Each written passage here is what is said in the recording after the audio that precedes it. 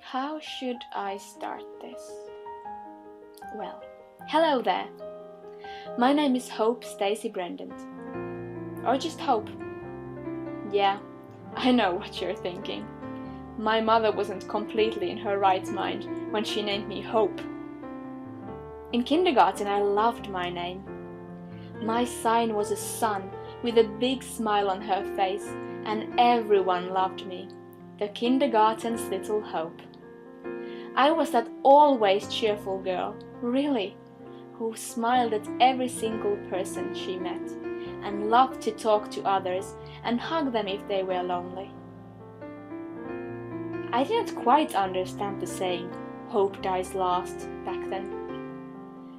My parents explained that it means that you should be happy, even if you are afraid of something, because everything's going to be okay, as long as you had hope. I didn't know anything about dying. For me, hope was this invisible thing that I thought was hovering around people like a magical shield of emotions, and it protected you unless you scared it away. So I tried to be that magical shield. The nurses in the kindergarten used to smile when they looked at me. I have a couple of pictures of those years. I was really that kid whom you could rest your eyes on and forget about the bad things in life. I had big green eyes, short brown hair, and I never stopped smiling. I think I was a bit hyperactive, even when everyone was tired and resting. I was running around, dancing in the last rays of sunlight, and singing this silly song I learned from the neighbor's daughter when they moved abroad. I still remember it. I hear your voice, I don't see your eye. You laugh with me, but you never cry. I can't dance with you, you're far away. So I'll sing for you, and you'll be okay. Back then I thought it was a song about our friendship, because she went far away, and we couldn't dance anymore. Or maybe it is a song about our friendship, and I only see more meaning to it because of the events of my life. I don't know. Doesn't really matter. Anyways, those years were amazing. I don't have many memories. They were too long ago, but I remember feelings. I remember feeling happy and safe and trouble-free. Seems like a lifetime away. Primary school was also fun. Those are the rare years when some kids actually like school for a while. If they are not bullied, of course. But me, the ever happy little girl, I got mocked for everything. I think everyone gets a bit of that during school, sooner or later, but nobody is popular forever. Or at least I like to think that. It makes me feel there's a little bit of justice in this world. So, the people were awful, but I loved the knowledge I got every day. Numbers and words fascinated me. I was the first in my class to learn reading.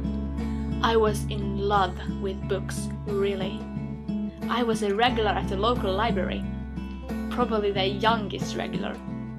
If I had more time, I would have read all their books, I think. But you never get enough time in life, do you? Reading wasn't the only thing I learned to love in school, though.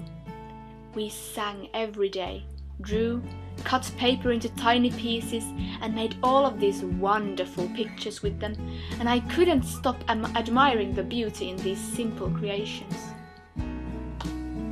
It didn't last forever, though. I got tired of the hate. I still had hope. Well, I couldn't not have hope, right? But I smiled less. I avoided people if I could, but I was still the first to go and help if someone needed it. It's a thing I probably should have learned not to do. But who was I to put my feelings first when someone was crying on the floor in front of me? Yeah, they used my generosity against me a lot, and I still kept helping. Why? Because I was strong. I was used to it. They weren't. I had hope. They didn't. They needed help. But so did I. I had friends for that, of course. They helped me with everything I knew I needed help with. Sometimes, though, even you don't know that you need help until it's too late. Now, thinking back, it was probably that horrible day that did the final push for me. That horrible day when No, it's not good like this. If I really write this down, I want to do it properly. So I was 16. My parents worked all day. My father left home before the sun came up and only got home about 8 p.m. My mum left at 6 a.m. and on less busy days she came home not long after my father. They were super duper tired during the week, mostly rested on Saturday, and only had time for me on Sunday, if they didn't have to work. It was really just a normal day. February 16th. It was a Thursday. I came home from school, read a book for about an hour before actually studying for the next day. I read some more after that, ate dinner, and waited for my parents to arrive home. Just surfing on the internet. They were an hour late, but it wasn't really unusual. Of course they were really tired. They ate quickly while talking about how horrible their days had been. I didn't like listening to these conversations. They often got really angry about stupid people at their workplace, and while they never took their anger on me, listening to angry conversations always made me feel uncomfortable. Probably goes back to the emotional shield thing. So, I excused myself, said a quick goodnight, kissed my mother on the cheek, and went to my room. That was my luck. My room was right next to the entrance of the house. I heard my parents as they walked to the living room from the kitchen. The living room was upstairs and the stairs were at the end of the corridor. I fell asleep, covering my ears.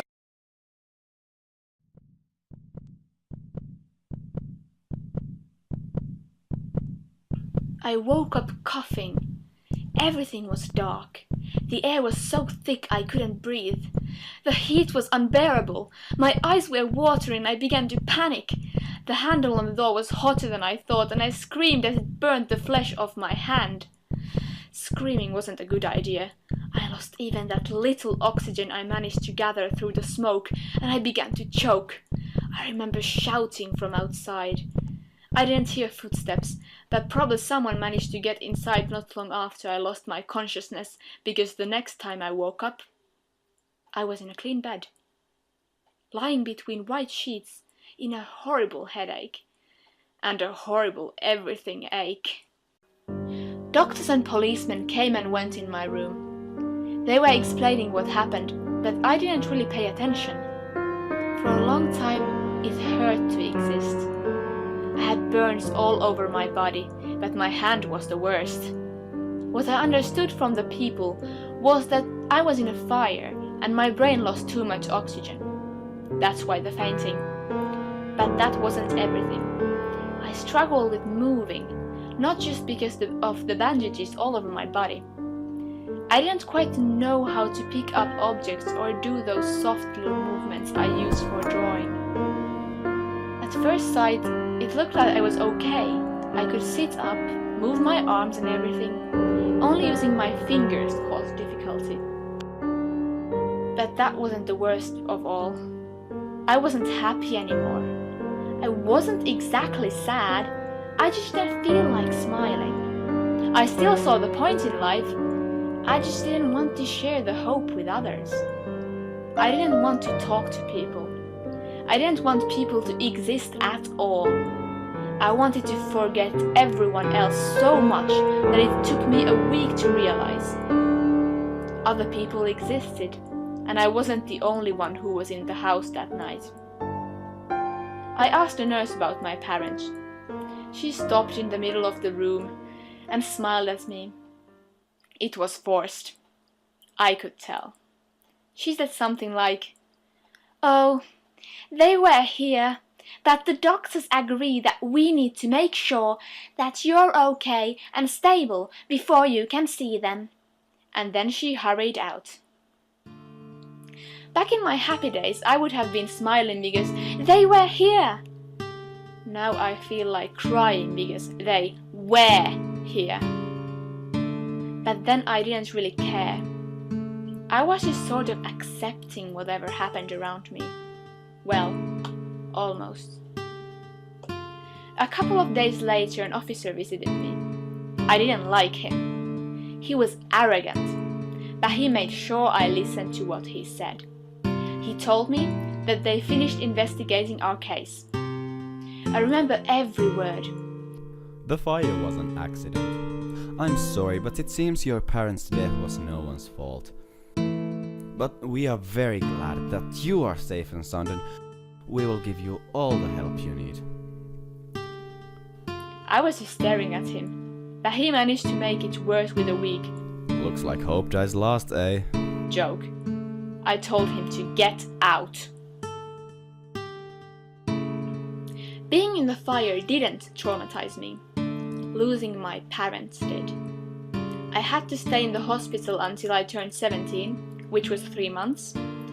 I counted as an adult after that, so it was either orphanage for 3 months or the hospital. I didn't have a choice anyways. I was sentenced to 6 months therapy and after 6 months counseling.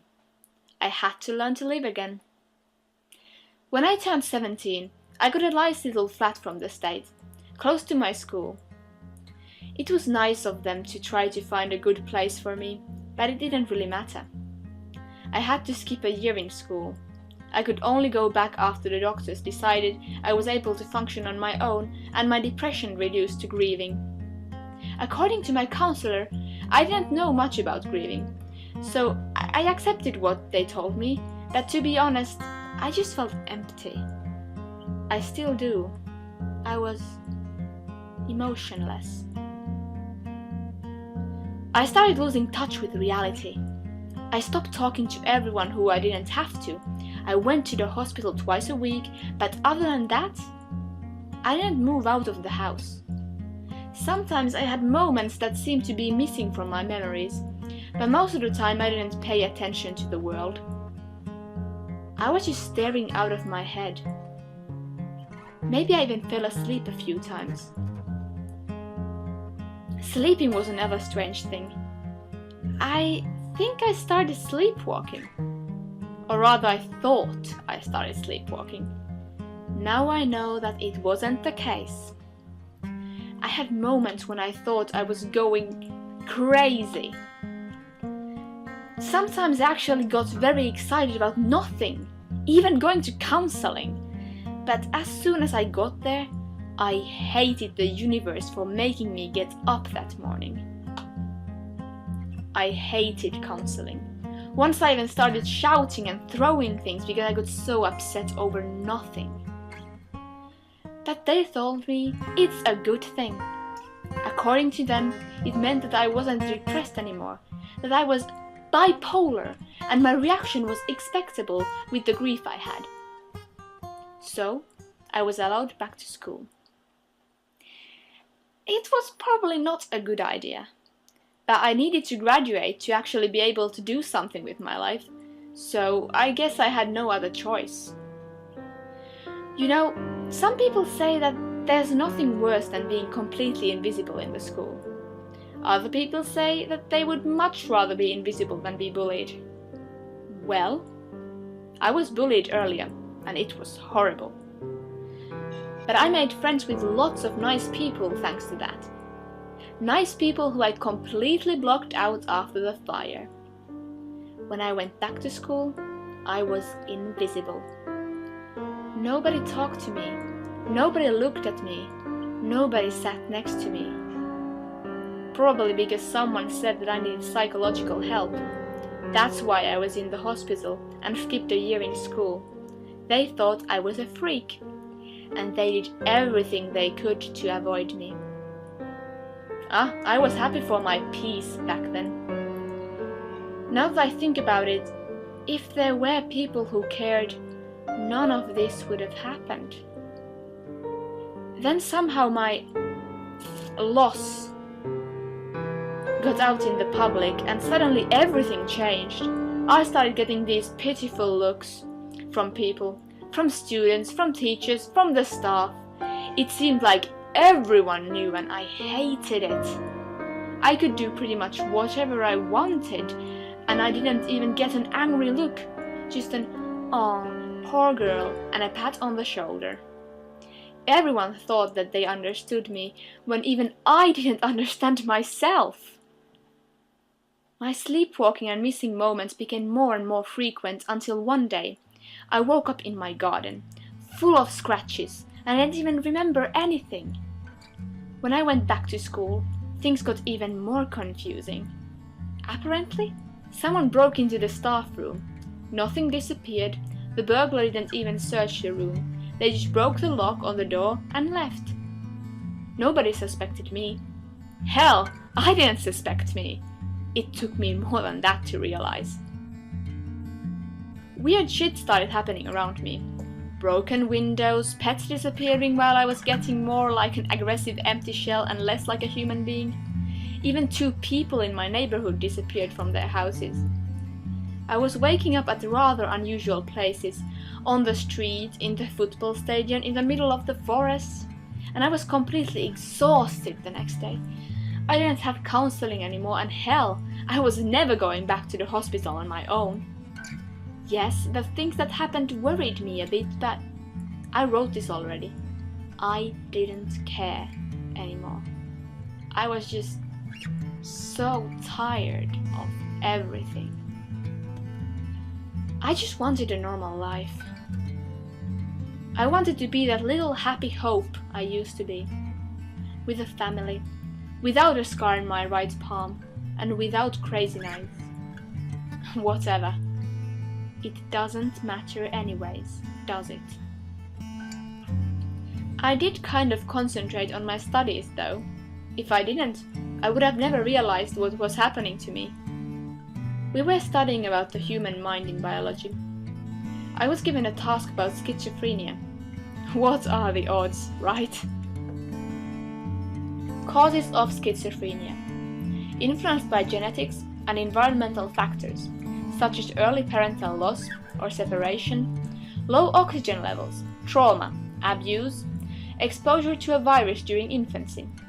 Symptoms: social withdrawal, hostility or suspiciousness, deterioration of personal hygiene, flat, expressionless gaze, inability to cry or express joy, inappropriate laughter or crying, depression, oversleeping or insomnia, odd or irrational statements, forgetful, unable to concentrate, extreme reaction to criticism, strange use of words or way of speaking. So I was reading and reading, and somewhere halfway through I realized that the description fit me perfectly. The only thing I didn't know was if I had someone in the family who had schizophrenia. That was the only missing puzzle piece, so I started researching like mad. It didn't take me long, just a couple of weeks, to get to the end of the mystery. Turns out, I had schizophrenic people on both my mother's and my father's side. My aunt and my grandfather were still in a mental hospital. No wonder I never met any of my relatives, and my parents never spoke about my grandparents. So I was quite sure by then that I had schizophrenia. But that didn't mean I was responsible for the things happening around me. And by things, I mean 4 break-ins, 2 dead dogs, 6 disappeared cats, and 3 missing people. If I wasn't sure about the fact that I was dangerous, the next proved it to me. I woke up in the middle of the night. No, I wouldn't exactly say woke up. It felt as if I was swimming just under the surface of the water, but no matter how hard I tried, I couldn't come up for air. I heard talking from above the water, a cold, merciless voice. my voice. But it wasn't me who was speaking. How could it be me? I was under the water, without air. But then the water suddenly disappeared, and I was me again, standing by a lake in the forest, where I woke up once about a month ago. I was used to waking up at strange places, and this one was even familiar, so it wasn't exactly scary. No, the shocking part was when I realized who was the voice speaking to. I had a really nice old lady as a neighbor. I say had, because in that moment, she was sitting on the ground in front of me. She was still bleeding. I'm not going to describe the body for you. Just seeing her like that makes me feel sick. I don't even want to think about it ever again. But the image is burning my eye. I see it when I blink. There's another image burnt beside that. The blood on my hands and clothes, the thick, sweet smell, the stickiness, the noise the wet ground made as I moved. It was horrible. It was yesterday. Right now, as I write this, I'm sitting just a few meters away from the place where she still is. I started writing this a few hours ago. I want the people who find me to know what happened, to know everything that happened. I am writing because when I write, I am myself. I can think. And I needed to think about my decision.